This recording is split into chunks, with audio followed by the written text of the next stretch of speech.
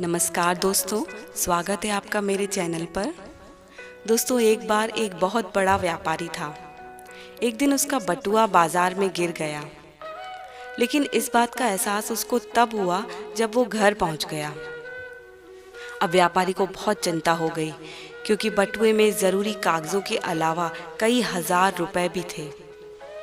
वो फौरन मंदिर गया और वहाँ प्रार्थना करने लगा कि हे भगवान, बटुआ मिलने पर मंदिर में प्रसाद चढ़ाऊंगा, गरीबों को भोजन कराऊंगा और भी बहुत कुछ। संयोग से वो बटुआ एक बेरोजगार युवक को मिला।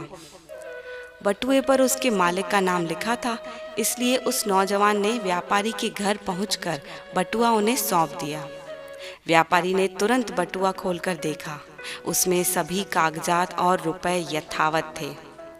यह देखकर व्यापारी बहुत प्रसन्न हुआ।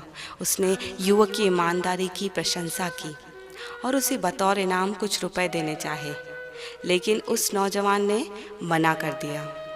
इस पर व्यापारी ने कहा, अच्छा, कल फिर हमारे घर आना। नौजवान दूसरे दिन आया तो व्यापारी ने उसकी खूब खातिरदारी की। फिर वो चला गया।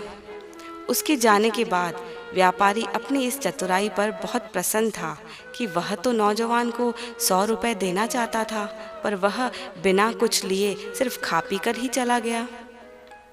उधर उस नौजवान के मन में इन सब का कोई प्रभाव नहीं था, क्योंकि उसके मन में न कोई लालच थी और न ही बटुआ लौटाने के अलावा कोई और विकल्प। व्यापारी बटुआ पाकर ये भूल गया कि उसने मंदिर में कुछ वचन भी दिए थे। व्यापारी ने अपनी इस चतुराई का अपने मुनीम और अपनी पत्नी से जिक्र करते हुए कहा कि देखो, वह नौजवान कितना मूर्ख निकला, हजारों का माल बिना कुछ लिए ही दे गया। तब उसकी पत्नी ने कहा, तुम उल्टा सोच रहे हो। वह युवक ईमानदार था। उसके पास तुम्हारा बटुआ लौटा देने के अलावा कोई और विकल्प नहीं था। उसने बिना खोले ही बटुआ लौटा दिया। वह चाहता तो सब कुछ अपने पास ही रख लेता, फिर क्या करते। ईश्वर ने तुम दोनों की परीक्षा ली। वो पास हो गया, परंतु तुम फेल हो गए। अवसर स्वयं आप तुम्हारे पास चलकर आया था, पर तुमने लालच के वश उसे लौटा दिया। अब मेरी बात मानो और अपनी गलती को सुधारो और जाओ उसे खोजो। उसके पास ईमानदारी की पूंजी है जो तुम्हारे पास नहीं है। उसे काम पर रख लो। ये सुनकर व्यापारी को सच में एहसास हुआ। व्यापारी तुरंत ही अपने कर्मचारियों के साथ उस नौजवान की तलाश में निकल पड़ा। कुछ दिनों बाद वह किसी और सेठ के यहाँ काम करता मिल गया। व्यापारी ने उसकी बहुत प्रशंसा की और बटुए वाली घटना भी सुनाई। तो उस सेठ ने बताया, उस दिन उसने मेरे सामने ही तुम्हारा बटुआ उठाया था। मैं तभी अपने गार्ड को लेकर इसके पीछे गया। देखा कि यह तुम्हारे घर जा रहा है। तुम्हारे दरवाजे पर खड़े होकर मैंने सब कुछ देखा और सुना, और इसलिए इसकी ईमानदारी से प्रभावित होकर इसे अपने यहाँ मुनीम रख लिया। इसकी ईमानदारी से मैं पूरी तरह संतुष्ट हूँ। अब बटुए वाला व्यापारी खाली हाथ ही लौट गया। पहले उसके पास कई विकल्प थे। उसने निर्णय लेने में देरी की तो उसने एक विश्वासी पात्र खो दिया।